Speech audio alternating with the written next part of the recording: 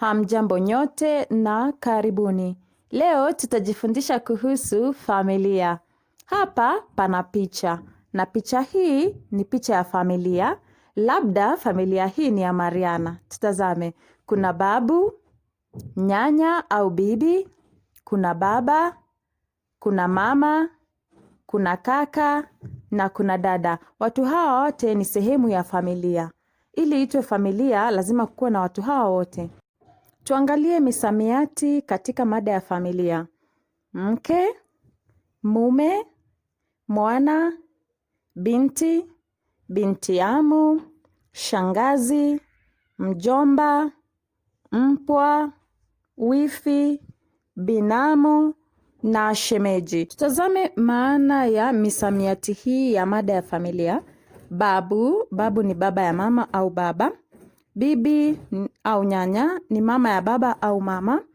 Kisha baba ni mzazi wa kiume, mama ni mzazi wa kike, dada ni ndugu wa kike, kaka ndugu wa kiume, shangazi dada ya baba, mjomba ni kaka ya mama. Tutazame kwa undani. Mama mdogo au mkubwa ni dada ya mama, baba mdogo au mkubwa ni kaka ya baba. Mpwa ni mtoto wa kiume au wa kike wa dada au kaka. Tazama. Ami au amu ni ndugu wa kiume wa baba na pia ni mjomba. Binti amu ni mtoto wa kike wa mjomba au shangazi. Binamu ni mtoto wa kiume wa mjomba. Tutazame watu ambao wanakuja katika familia. Mfano, familia ya Mariana. Watu ambao wanatoka nje, wanaolewa au kuoa ndani ya familia. Tuna wifi. Wifi ni jina la heshima wanaloitana dada na mke wa kaka yake. Kaka ya nani? Kaka ya dada. Mfano, ndugu yangu anapopata mke, mimi nitaita mke yule wifi na yeye ataniita wifi. Tutazame mkaza mjomba. Mkaza mjomba ni mke wa mjomba. Kisha shemeji au shemegi ni ndugu wa kiume na wa kike wa mke wako. Tukiendelea mbele, tutazame kizazi cha kwanza, cha pili na cha tatu na kuendelea. Mtoto ni yule anayezaliwa na baba na mama. Kisha mtoto huyo anapozaa mtoto mwingine, baba atamuita mjukuu. Mjukuu ni mtoto wa mtoto wako. Kitukuu ni yule anazaliwa na mjukuu, ni mtoto wa mjukuu. Kilembwe ni mtoto wa kitukuu na kilembwekeza ni mtoto wa kilembwe.